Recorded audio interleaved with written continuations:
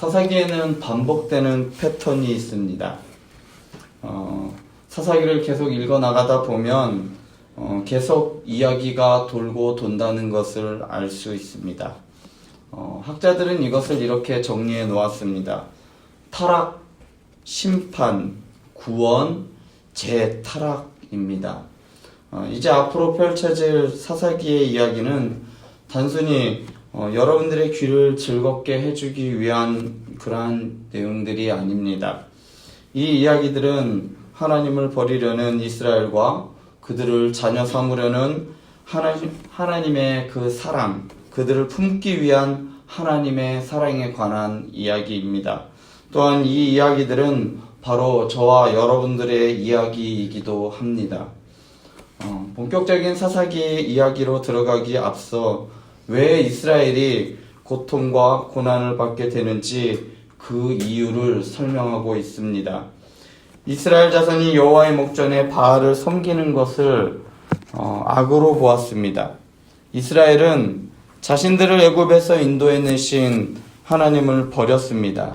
자신들이 가나안 땅에서 누리고 있는 것들이 하나님께서 주신 선물임을 잊고 오히려 가나안 사람들이 섬기는 그러한 신들을 섬기기 시작했습니다.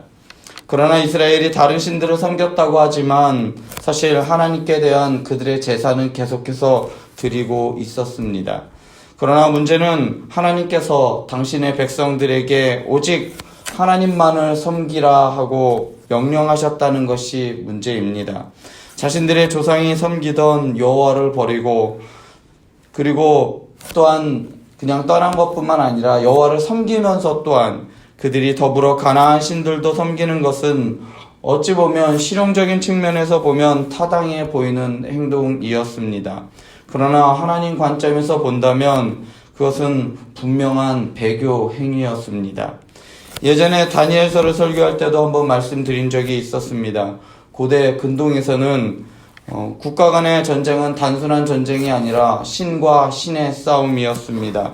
각 나라가 섬기는 각각의 신들의 전쟁입니다. 그래서 다니엘서 1장에 보면 바벨론 왕 느부갓네살이 예루살렘 성을 점령하고 하나님의 전 그릇을 자기 신들의 신전에 있는 신들의 보물 창고에 두었다고 하였습니다.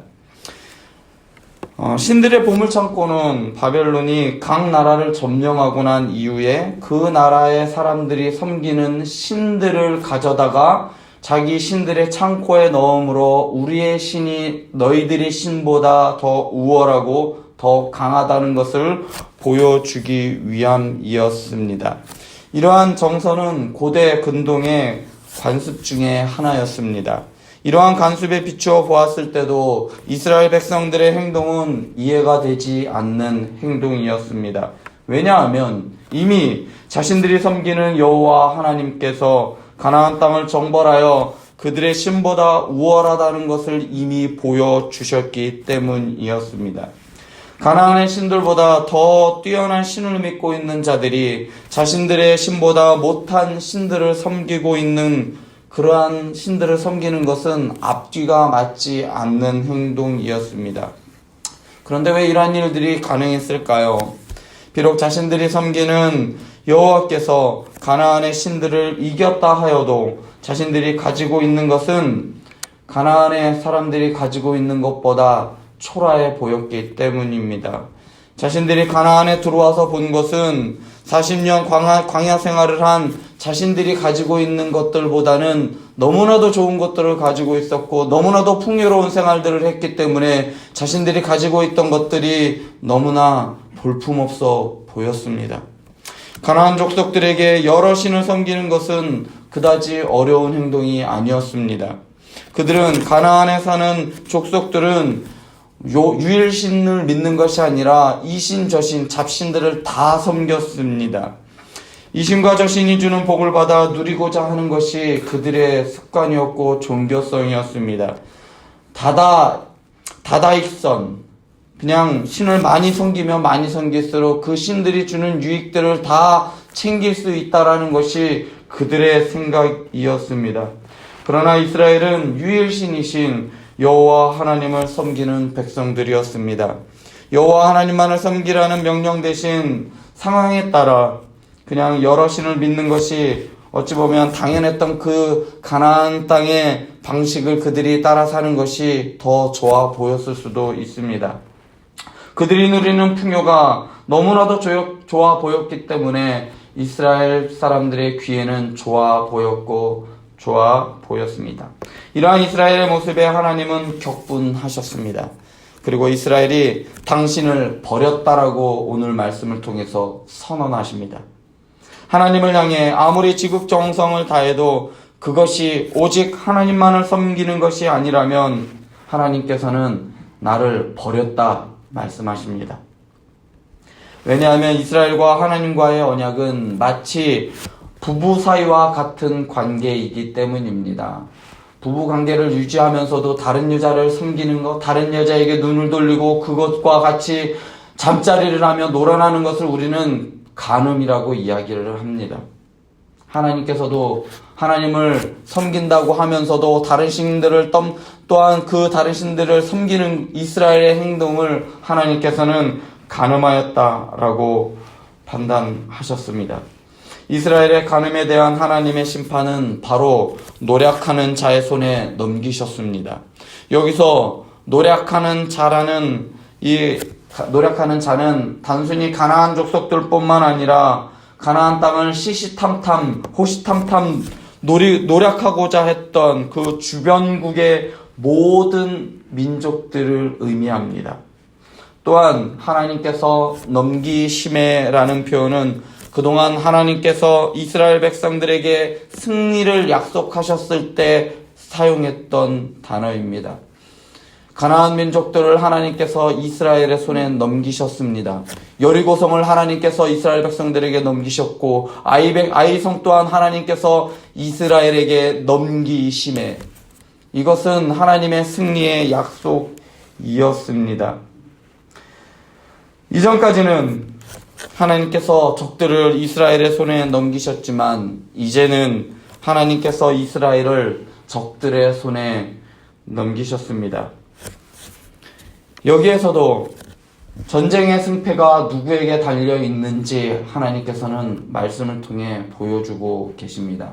너희들이 지금까지 누렸던 것, 너희들이 그동안 싸워서 이겨왔던 그 모든 것들은 바로 내가 너희들에게 넘겼기 때문이다 라고 하나님께서는 이 넘기심에라는 단어를 통해서 이스라엘 백성들에게 말씀하고 계십니다.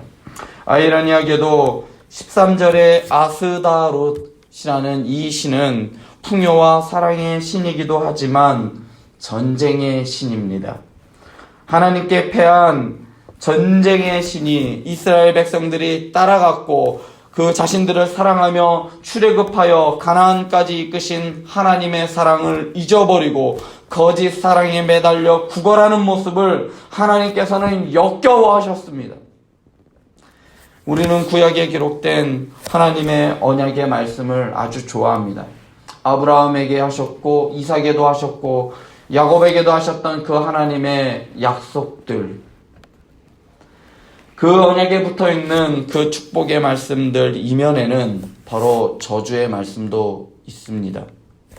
신명기 28장부터 29장과 31장 16절부터 21절에 기록된 저주의 말씀을 따라 하나님의 말씀을 잘 따르고 순종했을 때는 하나님께서는 축복을 약속하셨지만 다른 신들을 섬기면 벌을 받는 것이라고 분명히 말씀하십니다.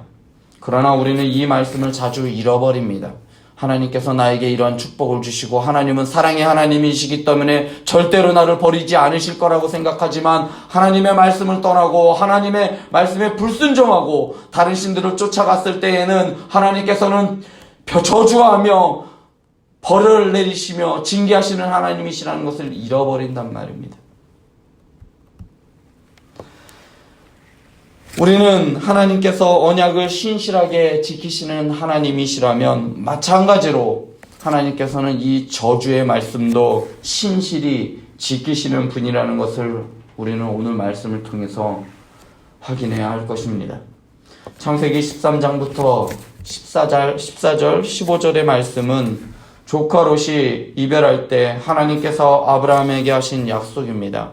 눈을 들어 북쪽과 동쪽, 서쪽, 남쪽을 보라. 이는 땅을 너와 내 자손에게 주리라. 이 말씀은 하나님께서 아브라함이 동서남북 즉 어디를 가든지 함께 하실 것이라고 축복해 주신 말씀입니다. 그러나 이 축복의 언약을 들은 백성 이스라엘이 15절에서 오늘 말씀 15절에서 이제는 어디로 가든지 여호와의 손에 그들에게 재앙을 내리시겠다라고 말씀하십니다.